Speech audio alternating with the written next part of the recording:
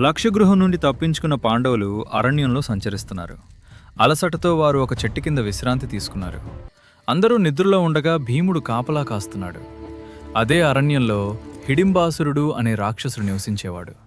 అతడు మానవుల వాసనను గుర్తించాడు. తన చెల్లెలు హిడింబిని వారిని చంపమని ఆజ్ఞాపించాడు.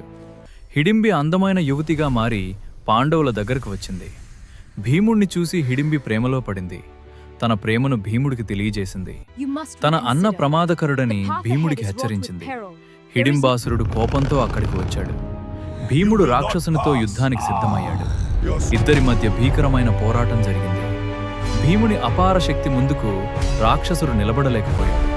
చివరికి భీముడు హిడింబాసురుణ్ణి సంహరించాడు. హిడింబి కుంతీదేవిని వివాహం కోసం అడిగింది.